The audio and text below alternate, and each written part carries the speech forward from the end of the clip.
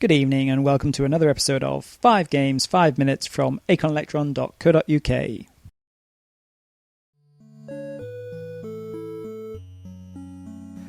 Bar Billiards is a computerised version of the table game of the same name.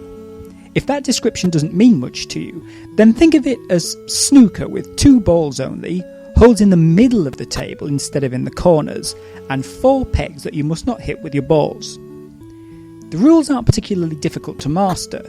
The idea is to keep striking a ball and potting it, then bringing it back out and continuing the circle. A successful pot in one of the many holes gives the player a different number of points depending on which hole it went into.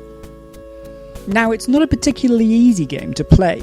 The strength and angle of your shots is determined by an expanding and contracting line.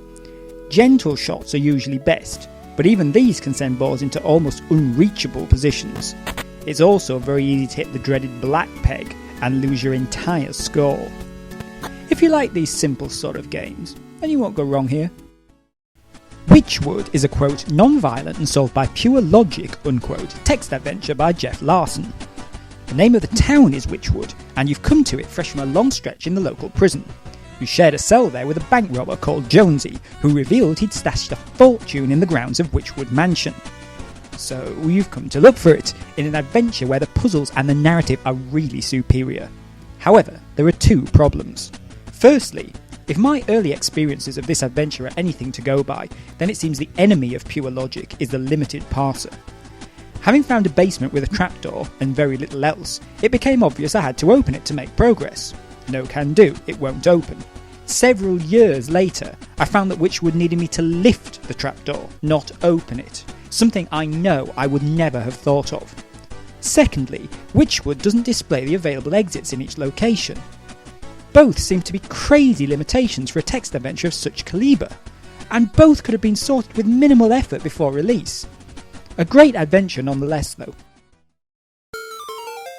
Sphere of Destiny 2 is not really a sequel to the original, but more a remix of it. You take charge of Bruce the Jetball, and your aim is to get through 64 nightmarish superhighways. The tiles you roll on, which seem to scroll past at the speed of light, affect what happens to the ball. Yellow and blue do nothing. Green speeds you up and red slows you down. Think of a traffic light. The truly terrifying tiles, though, are the black holes, plunging you into nothingness, and the magenta tiles, which reverse the keys. Playing with keys reversed is nigh on impossible. Not only do left and right change, but so too accelerate and brake. What's really infuriating about Sphere of Destiny 2, and its predecessor, is that the difficulty level is high enough without penalising you for bouncing as well. I suppose the idea is to stop you just building up speed and then trying to get lucky by constantly bouncing. But it kills you off for bouncing one time too many. That's just merciless. Lovely, if garish looking game. Now get it out of my sight.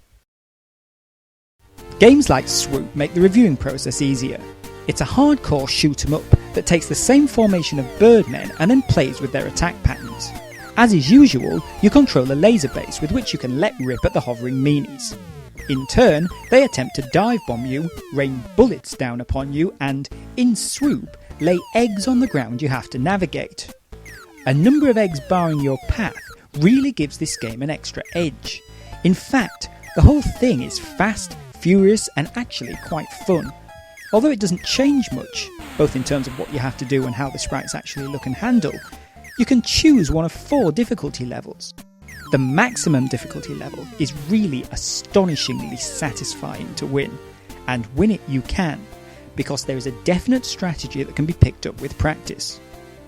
Swoop never really measured up to Arcadians, which was really the daddy of the Electron Space Invaders, but I reckon it's a pretty good second. Triple Decker 10 is the last 3-game compendium from Alternative Software. Having seen previous offerings, my hopes weren't high, and inclusion number 1, Money Maze, is pure trash. A one-life roam the maze and collect dots yawnathon. Bunny Blitz continues this theme. The aim here is to run over eggs and avoid the wabbits. Eggs increase score, wabbits decrease it, and it goes on forever. It's not completely awful, but it is bad, and probably the result of just a few hours programming time. Fortunately, a bit of a miracle happens with inclusion number 3, Rockfall. I have to admit, this is pretty damn good. essentially a cross between Boulder Dash and Danger UXB. You must dig holes and then rotate the row upon which you're standing. Although it does take considerable practice, the idea is to allow the overhead rocks to fall into the holes you've dug, then safely collect the diamonds afterwards.